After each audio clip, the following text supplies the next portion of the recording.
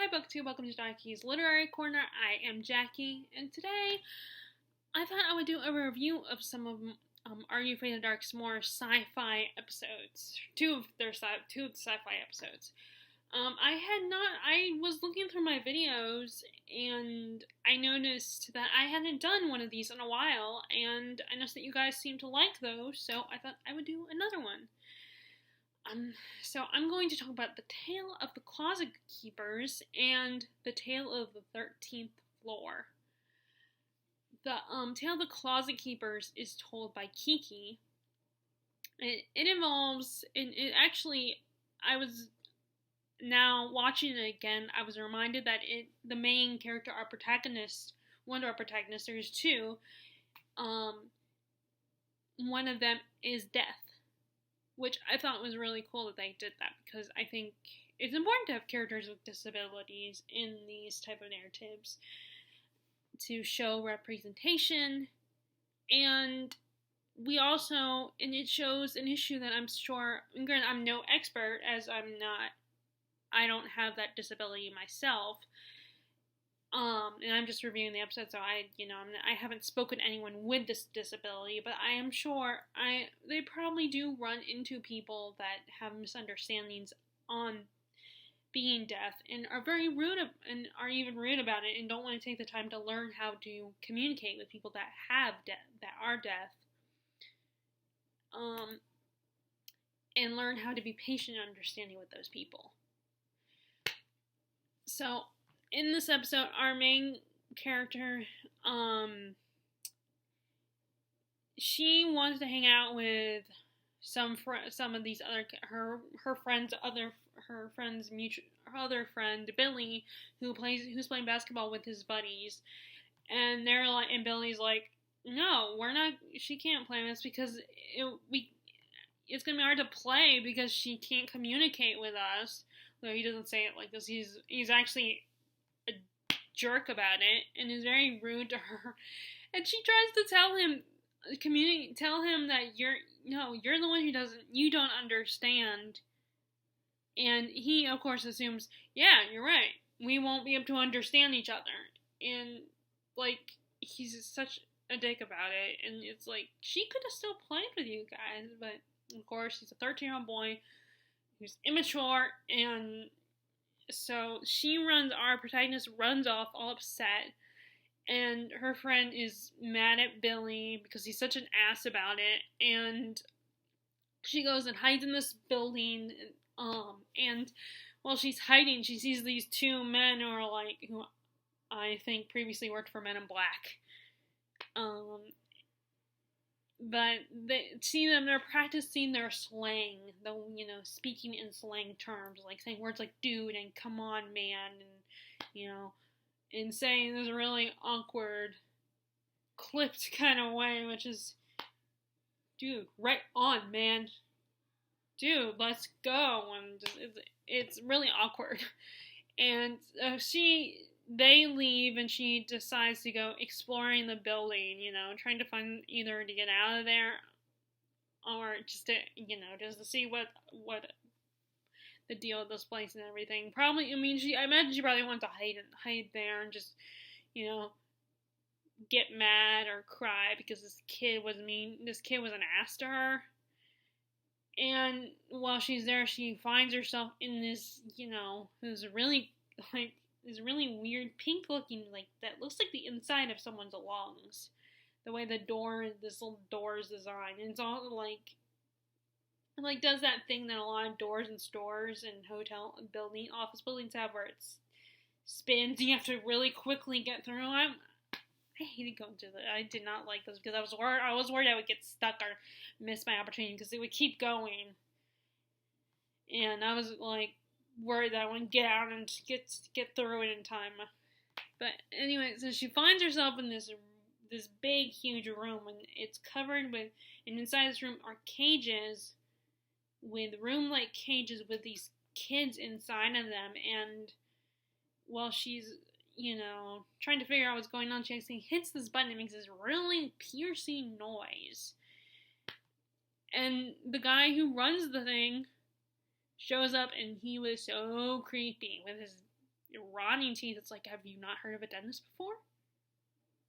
And so he assumes that, and he's the one who stops the noise and assumes that she's like all the other kids, and is like, so he throws her in the cage. Of course he was expecting he's expecting a boy, because it's all these, the room is, made up to look like a boy's room. And I guess they didn't have enough money, because they didn't have any props. Everything was painted on there. Like, I mean, nothing was real. So I guess they didn't have enough money to actually get real props, So she's hiding there. Meanwhile, the Men in Black dudes they find Billy, who's by himself, which I guess his friends agreed that he was being a dick and probably ditched him, because he's by himself playing basketball and stuff. Well, that's probably not what happened, but anyway, that's what I like to think happened. And they kidnap him using these little gun-looking things that make noises, that make that piercing sound, the same sound that comes from when she hit that button, which, the other kids in the cages, I forgot to mention, were like trying to tell her to stop it. Stop making that, stop the sound. When she hit that button thingy. And then, they capture, and of course, Billy's thrown into the cage with our protagonist. Sorry, I do not remember her name. I should have looked up her name, but I totally forgot to look it up. And, he's trying to ask her what's going on, and he's freaking out and stuff, which, yeah, okay, he's scared or whatever, he doesn't understand what's going on. And he does that thing that we all probably do every time we meet someone, like, is deaf, or maybe even sometimes older people who start to lose their, hearing and stuff. The whole talking really obnoxiously loud, because we think that's the only way they'll be able to hear us. And sometimes that is true, sometimes that can be true. And I'm guilty of making that mistake too, but it's kind of hilarious that people, automatically just, you have to yell at a person just to get them, to hear you, like my grandma gets annoyed by that when my mom starts all of a sudden yelling, talking really loudly. Of course, it also comes from a place that she's really frustrated with my grandmother,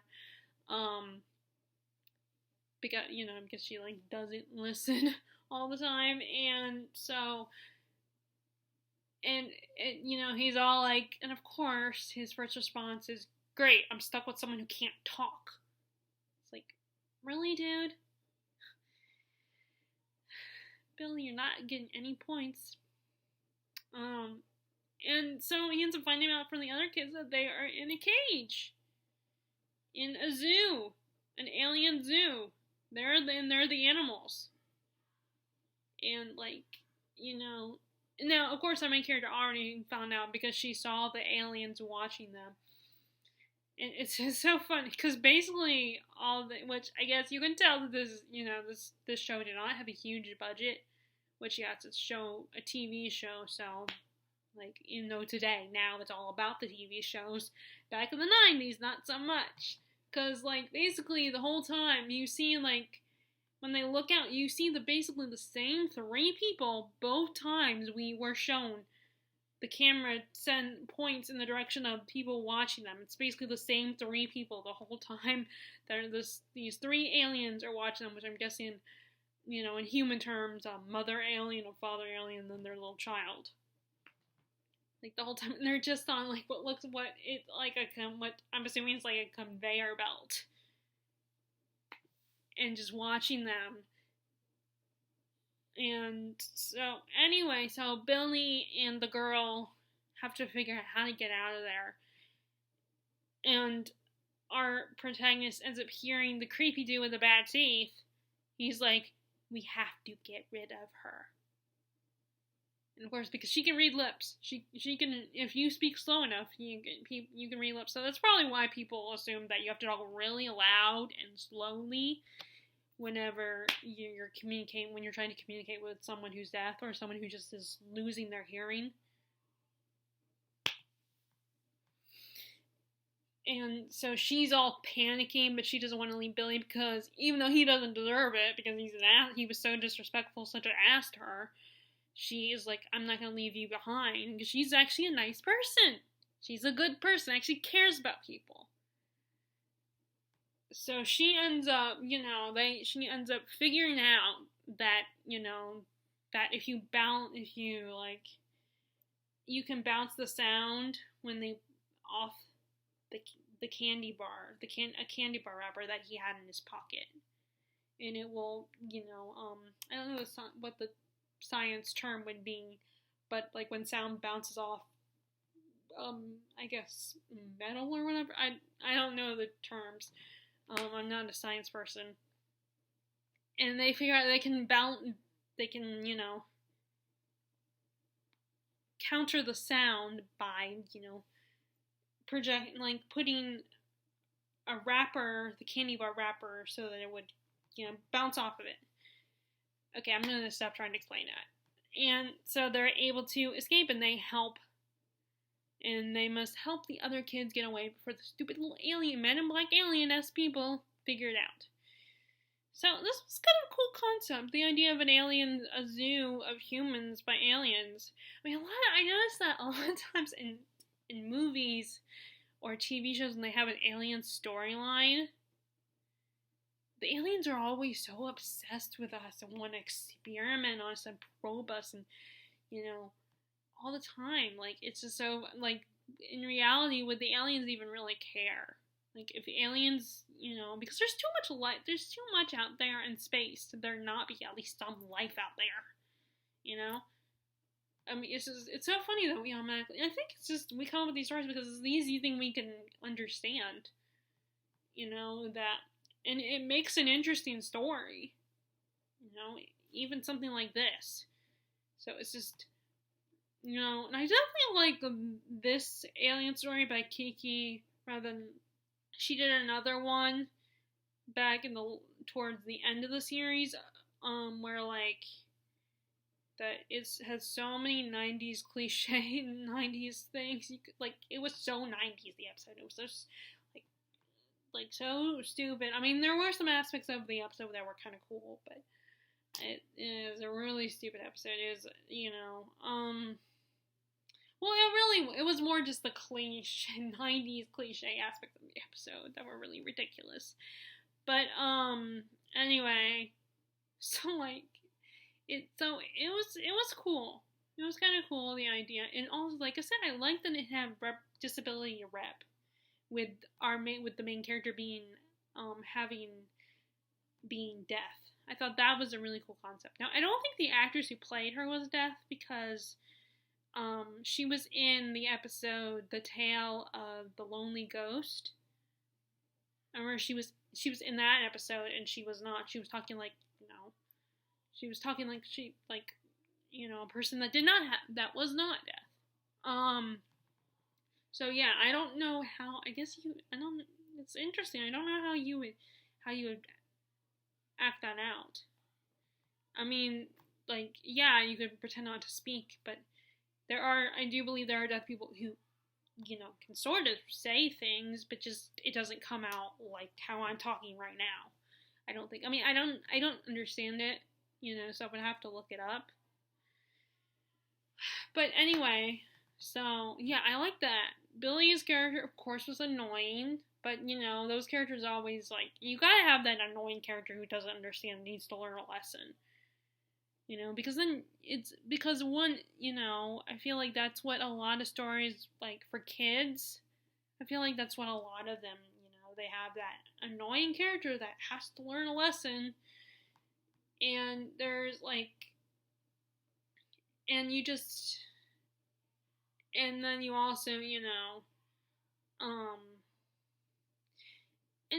he does learn his lesson and considers her a friend by the end of the episode, and I think, I would like to believe that afterwards, beyond that story, he would probably take the time to learn how to communicate, to, learn how sign language. I think that would have been, really, I think that would be a nice thought to have, that Billy eventually decided to, after his experience with her, he decided to take the time to learn sign language, because I believe in Kiki's end narration, she does say that the two of them become friends And of course, they keep their little adventure to themselves because no one will believe them. What? But anyway, so that was, and what else can I say about the episode? The aliens are kind of creepy. Like I said, you could tell they didn't have a good budget because they like I said, there was the only aliens they had other than the ones that were running the thing. They just had that one family of 3 aliens watching them and walking along like they're on a conveyor belt or something. And then there was no props in the. Granted, you could argue that the aliens don't care about your comfort. They're just gonna make it look like. But I would think that they would even at a human zoo with our kinds of animals. They have the animals are surrounded by trees and have a bunch of toys and stuff to play with. So I would think that the aliens would give the humans something to play with if they did their research. They would know. I mean, and they obviously did because they knew they were able to decorate the room somewhat. Basically, the decorations look like wallpaper. And oh my god, that bed must have been so uncomfortable. Would be so uncomfortable to lay on. It's basically a block of wood that has it painted the bed sheets and stuff are painted on it. It's not sounds clearly do not care and don't want to waste their time. And so that was kind of fun. It's an interesting episode. Although I do not get where the title comes from, Closet Keepers. Do their rooms are meant to be do they see their rooms as closets or something? I don't know. I don't get the title. But anyway, so let's talk about the 13th floor. And I think at first I thought I already did this one, but I think it's because I've been wanting to do this one, do a review of this one and talk about it. And I practiced talking about it. Now don't get too excited because I probably don't have a lot to say.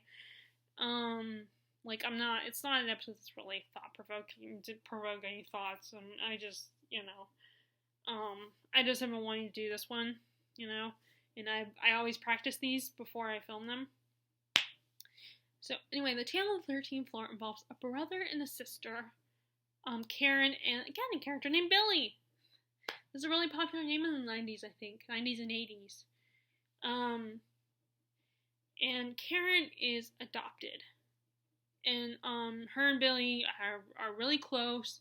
They always hang out all the time, and they always like to go up to the 13th floor of their apartment building because it was abandoned years ago. So they always hang out there because it's a big enough space that they could, Billy could play hockey there with Karen. Unfortunately, though, Karen is not very good at sports. She sucks.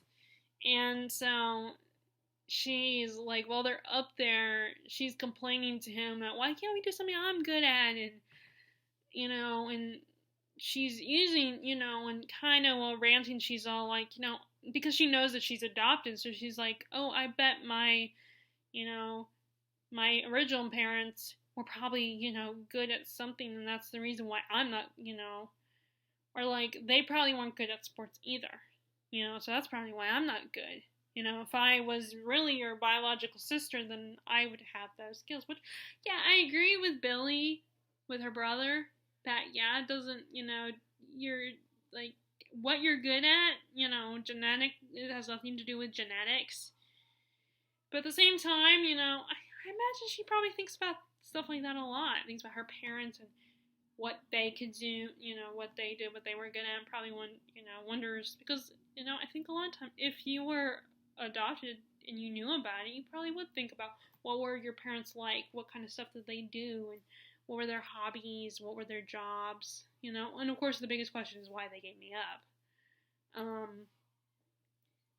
And so I kind of feel bad for her because I imagine I get the feeling that they probably do a lot of stuff that Billy's good at, but they never do anything that she's good at. I mean, I could be wrong because we only get this, maybe even less than 30 minutes, because they still have the introduction scene, which, oh, by the way, this episode, I totally forgot, this episode is told by Betty Ann, which I love. Her episodes are my favorite ones. And so when they all of a sudden these weird people they see this weird light and these new tenants arrive on the 13th floor while they're arrive to take up residence on the 13th floor, so they're kind of kicked out of their fun space. And the next day when when they try to go up there, they find out their favorite maintenance guy Gus, who had warned them, I think his name was Gus, who had warned them, not to, he was telling them, I'm worried about you guys going up there playing by yourself because it could be dangerous, that he's gone. There's this creepy, really tall guy with a 80s style haircut running the maintaining the elevator. So they are forced to leave and find a new place to hang out. So then the next day, Karen gets an invitation from the people, the new tenants, who they're already their place is set up and everything went to clearly. The fact that they were able to get that done, get that all fixed up, that place all fixed up within 24 hours means they must be aliens or something, because there's no way they would have been prepared for her by the next day. Granted, it might not have been the next day, but they invite her up to their place because they have a toy factory up there. She can test their toys, which I would also be all like, I don't want to go up there by myself. Which was her response. He's like, I don't want to go there by myself, because it turns out Billy was invited. And of course, he gets a little pouty about it. He's like, I was invited, but you were. And, so I don't blame her for being like, I want you to come with me. I don't want to go by myself. Which they should have gone in the first place. I don't know why they went by themselves.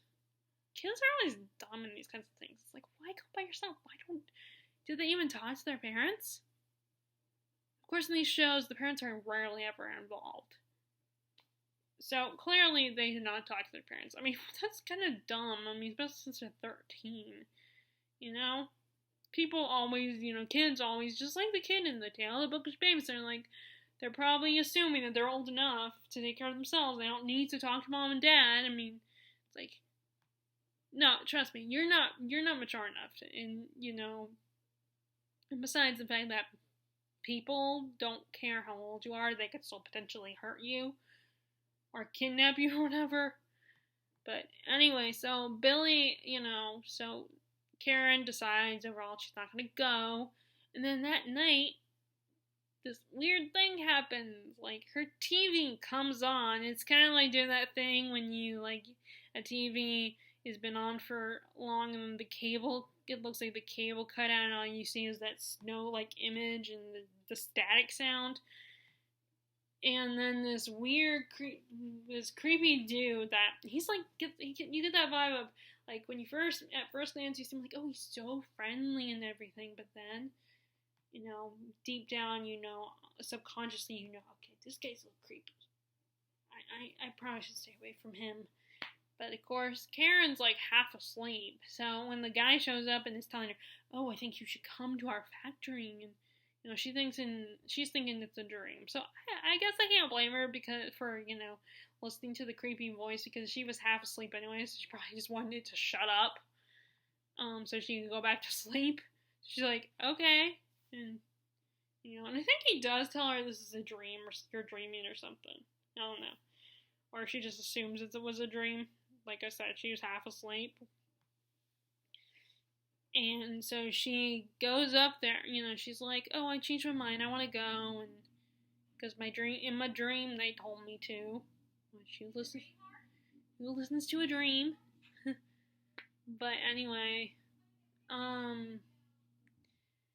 although, I guess there are some people that might listen to a dream. So she still insists Billy come with her, so he's like, okay, fine, it might be fun, and they go up there, and, they get there, and it's on a lot of pastels, pinks and greens. Like, basically the color of your, that pink color that's like the color of your lungs, kind of pink color and greens and stuff like that. It makes me think of a baby's room. Like how a mother would decorate her child's baby room. And, she gets there and she's greeted by in terms of the guy from her dream. They also see the elevator guy again, the creepy 80s style haircut dude. and this woman Olga, and you can tell Olga's not feeling Billy showing up. She does not. She's not. She can't. She's like, oh, you brought him. You brought the other child. Of course you did. She's like disgusted by him. It's just like I feel a little indignant. I'm like, hey, you don't even know me, bitch. But so anyway, the guy from her dream is all like, okay, we want you to test our toys out, all our merchandise, and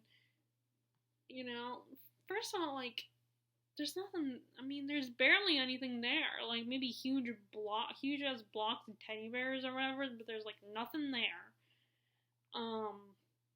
But a couple games and stuff. So it's like, I mean, even a small book, small store would still have a bunch of stuff, But anyway, it's very, stale, like they were trying to paint color to make it less stale looking. So anyway, or less, I don't know. But anyway, so they play these games that looks like all these weird games, and she's all thinking, oh, I'm going to be terrible at this. But then she ends up actually being really good, and it's kind of one of those games where it's like you have to hit the button really quickly kind of thing and want to just keep going back and forth, and surprisingly Billy is not at all good at this. He can't keep up, and he's starting to feel, and you notice in the background that the dude from the dream is doing something. You don't know what, but he's changing something and Billy is just getting weaker, and he's getting lethargic, and he just isn't keeping up. And it's like that feeling you get. He's probably feeling like I did when I'm done with a 5-hour workday.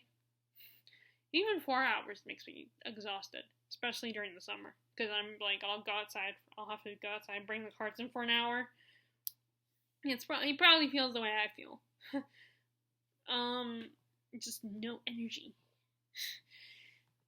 And so Karen, the guy's like, Karen, you did so well. Let's try you on a different game while your brother sees if he can still, keeps practicing. And there's this one game where she's put in a chair that is basically like a tray you see in a roller coaster. It has the pull down bar and everything, and it's just one big chair where it's like if she was in a building, it would almost be claustrophobic. It kind of reminds me of I think the ride is, I can't remember what the ride is called. Like I want to say it's Space. I think it's Space Mountain, or no, not Space Mountain. The one where you're with the storyline is something where you're trying something, or it's like you're testing the I don't know, I can't remember. But you're in a closed space, and you're on a spaceship, and you're going on a mission. I think it's called Mission Space. It's in Epcot. It reminded me of that. So she's in there, and he's like, the guy's instructing her, telling her, I want you to move this ball with your finger. It's like, that's impossible, right? It's like, okay. Yeah, that would be my response. So, or maybe like, can I really do that? Really? So she tries to do it, and surprisingly, she can do it. Like, she can move, which if you watch it, you're slowly figuring out. I feel like you're figuring out what's going on. But I feel like the fact that she was adopted was kind of a hint. Like, might have been potentially a hint. I mean, maybe not. I don't know. I mean, maybe it's because I've watched this enough times already that I feel like now it's so obvious, the twist. But, so she ends up moving. She ends up moving the ball, and it's all so cool, and she's so proud. She's like, oh my god, am I really doing that? Which, yeah, I would be too. I'd be like, if I could do that, Of course, a lot of older people would be like, okay, where's the wires? Is there a string something you attach to my finger, my hand, or whatever that makes me do that? You know, someone would probably, or maybe the ball is magnetized or something. That's what older people would say. They would automatically be like, okay, what's the trick here? You know, well, a kid would be like, she's just at that age probably where she still kind of wants to still believe and won't question things until it gets scary. Because I think once you get past the preteen years, 15, when you're like 15, 16, you automatically like, okay, what's the catch? What's going on? Where's the trick here? So, like, and then this hatch above her head opens and you see the creepy aliens reaching out to her, and, you know, and they have Mickey Mouse type hands, and they're trying to grab her, like a combination of Mickey hands with, and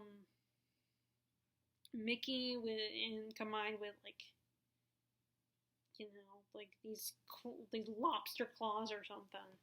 That's what their hands and fingers look like lobster claws combined with Mickey-esque claws, which they end up with.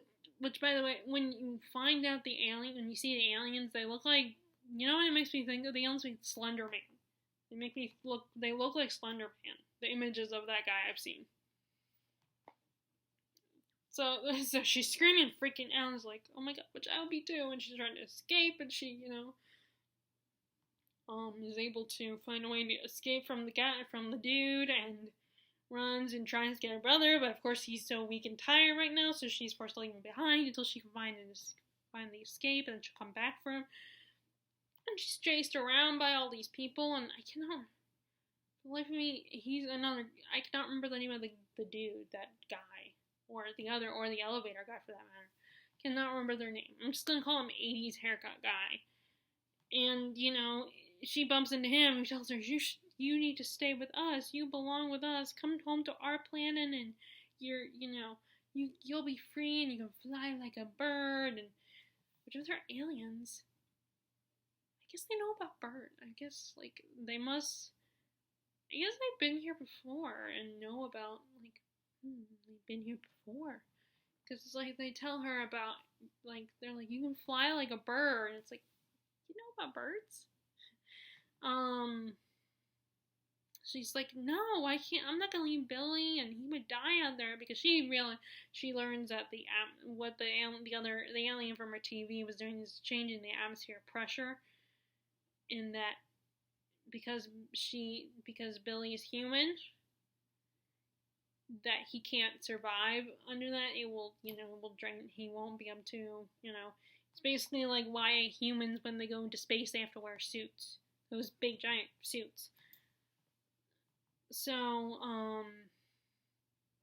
she has to dodge the aliens and escape, and, she finds a way to control the dude from her TV, and she finally gets Billy out of there, and then once they're out of there, and he's back in feeling our atmosphere, no longer in that room, and like I said, the ending is kind of more of a surprise for Billy than us, because I feel like it was kind of obvious why it kind of makes sense if you think about why the aliens, I guess maybe if you're watching it for the first time, but the girl didn't show any aptitude of until she got in that room and they showed her, so I don't know why, so that's the only thing I can think of, that she's connected to the aliens.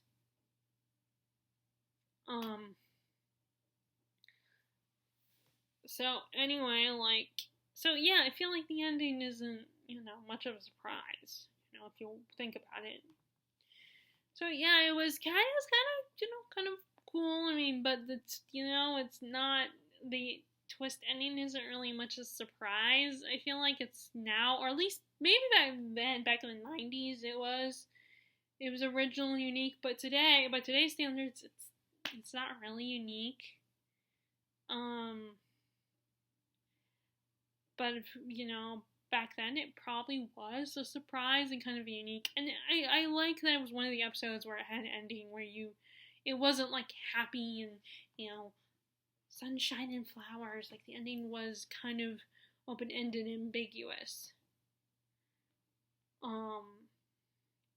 Like, but it was okay. Like, the kids' acting was okay. The aliens were kind of creepy, and I think someone on you when the episodes had been uploaded to YouTube, I think they have been taken down since, but when they were uploaded on YouTube, I was reading the comment section because I'm glutton for punishment, and will read the comment section of videos on YouTube. In the comment section, someone pointed out that the actress who played her was the lady from the Progressive commercials, and I don't know if that's true. I think they're right. I think it was her.